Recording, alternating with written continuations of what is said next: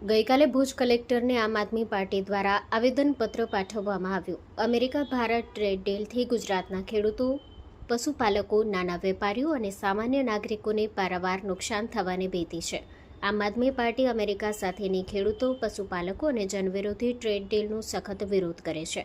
આમ આદમી પાર્ટીના કાર્યકર્તા રજૂઆત કરતા પશ્ચિમ કચ્છ જિલ્લા પ્રમુખ જુજારદાન ગઢવી, કચ્છ જિલ્લા પ્રભારી ડોક્ટર નેહલબેન વૈદ્ય, ભુજ વિધાનસભા સહપ્રભારી મોહમ્મદ ખલીફા, પશ્ચિમ કચ્છ ઉપપ્રમુખ ગોવિંદભાઈ મારવાડા, પશ્ચિમ કચ્છ ઉપપ્રમુખ આરીફભાઈ પંખેરિયા, પશ્ચિમ કચ્છ સંગઠન મંત્રી પરીક્ષિત બિજલાની, સોની લઘુમતી જિલ્લા મહામંત્રી અબ્દુલ ગનીભાઈ, ભુજ શહેર મહામંત્રી ઇમરાન રાઠોડ, ભુજ શહેરમાં સહમંત્રી ગુલામ શાહ શેખ તેમજ અનેક આગેવાનો અને કાર્યકર્તાઓ ઉપસ્થિત રહ્યા હતા। જનમિત્ર ન્યૂઝ ભુજ સતત આપની સાથે। હું ગોવિંદભાઈ મારવાડા, વાઇસ પ્રેસિડેન્ટ આમ આદમી પાર્ટી પશ્ચિમ કચ્છ।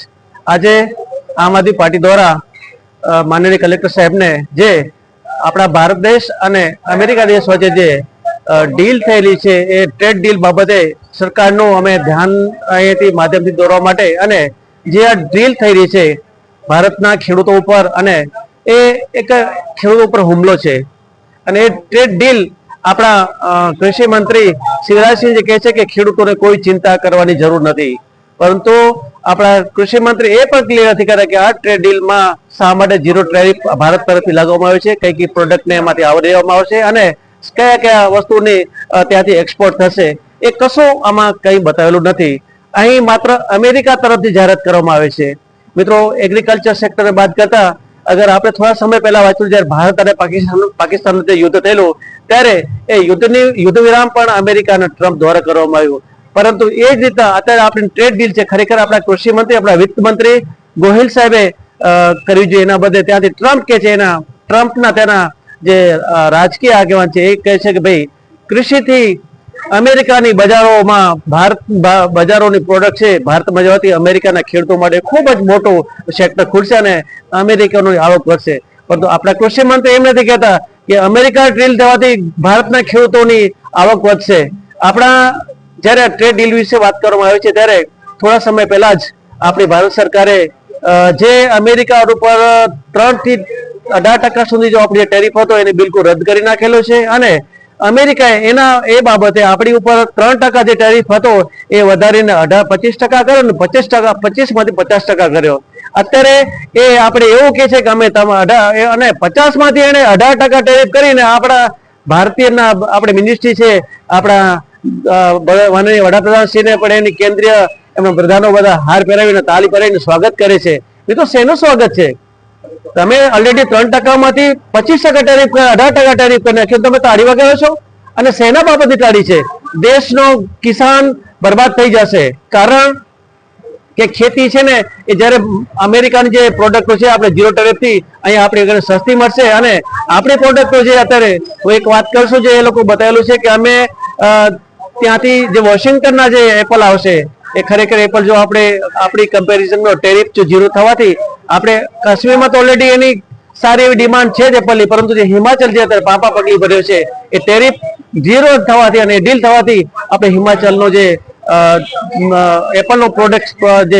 વેપાર છે બિલકુલ ખતમ થઈ જશે। અને એ સિવાય અગર આપણે કોટનમાં કરીએ તો કોટનમાં ગત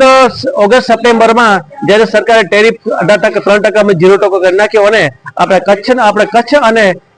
ભારત દેશના તમામ ખેડૂતોને 1 ક્વિન્ટલે 1100 થી 1500 રૂપિયા નુકસાનને પરિણામે આપણો ખેડૂત આજે કપાસ હોવાનું બંધ કરાવવો ઉભો છે અને આપણા દેશના ખેડૂતોને 1000 કરોડ રૂપિયાનું જેટલું નુકસાન થવા પામ્યું છે। મિત્રો, આપણે જો આપણા દેશના કિસાનોની ખુશાલી વાત કરતા હોઈએ તો શા માટે આપણા કૃષિ મંત્રી આપણા ગોહિલ સાહેબ કોઈ પણ વસ્તુની સ્પષ્ટતા કરતા નથી? અમેરિકા તો ચોક્કસ કહે છે કે ભાઈ આ છે ને એ અમે ચોક્કસ અમે અમારા ખેડૂતો માટે કરીએ છીએ સારી। આપણે જો વાત કરશું તો આપણે ભારત દેશમાં માત્ર પ્રધાનમંત્રી કિસાન યોજનાથી જે ખેડૂતોને માત્ર 6000 રૂપિયા આવે છે, સરખામણીમાં અમેરિકામાં અત્યારે $60,000 એટલે કે આપણે લગભગ 11 લાખની આજુબાજુ એ લોકોને દર વર્ષે કંઈક સબસિડી આપવામાં આવે છે। એ પ્રમાણે આપણો કિસાન ક્યારે પણ આવકથી ડબલ થઈ શકશે નહીં, પરંતુ આપણો કિસાન બરબાદ થઈ જશે। એક પ્રોસેસ ફૂડમાં એ લોકો બતાવેલું છે કે અમેરિકાથી જે આપણું ખરેખર ચાઇના જે ચીનમાંથી બંધ કર્યું છે ચીન એક્સપોર્ટ કરવાનું, એ વસ્તુ ભારતમાં જ્યારે ઇમ્પોર્ટ થશે, ભારતીયનું જ્યારે કરશે ત્યારે જે ગણનાની એટલે કે શેરડીની જે ખેતીમાંથી એમાંથી એક ઇથેનોલ બને છે, જે આપણે ઘણા સમય વાંચી કે ભારતની બજારોમાં એ ઇથેનોલનો છે ને પેટ્રોલિયમ પેદાશ તરીકે ઉપયોગ કરી અને પેટ્રોલ મિક્સ કરી અને એને ચલાવવામાં આવે છે. મિત્રો, આપણી પાસે અત્યારે ભારતમાં ગન્નાની ખૂબ જ પ્રોડક્શન છે, જરૂરત કરતાં વધુ છે, અને આપણા એમાંથી ઇથેનોલ બનાવી અને જ્યારે પેટ્રોલિયમ પેદાશમાં આપી રહ્યા છે, ત્યારે જો અમેરિકામાં સસ્તું ઇથેનોલ આવશે ત્યારે કોઈ આપણી પાસે ખરીદી કરશે નહીં, જેથી કરી આપણા જે ગન્નાના કિસાનો જે છે ખેતી કરે છે બરબાદ થઈ જશે. ઓવરઓલ જોઈએ તો આ ડીલથી ભારત દેશના કિસાનોનો ખૂબ જ અહિત થશે, આપણા કિસાનો બરબાદ થઈ જશે, જે આપણી ખેતી પ્રધાન દેશ છે, કોઈ પૈસા પરવે નહીં. જેથી હું આપના માધ્યમથી અને આ સરકારે અને આપણે બેઠેલા કૃષિ મંત્રીને કે જેઓ ખરેખર આ કોઈ વાત સ્પષ્ટતા નથી કરતા, માત્ર પોતાના વાવાઈ માટે તાલીઓ માટે જે અત્યારે કરી રહ્યા છે, એમની વિનંતી છે કે તાત્કાલિક અસત્ય અને ડીલ રદ કરવામાં આવે, નહીં તો આમ આદમી પાર્ટી આ મુદ્દાઓ પરથી આખા રાષ્ટ્રવ્યાપી આંદોલન કરી ડીલ રદ થાય એ માટેના તમામ પ્રયાસો કરે. ભારત માતા કી જય, વંદે માતરમ.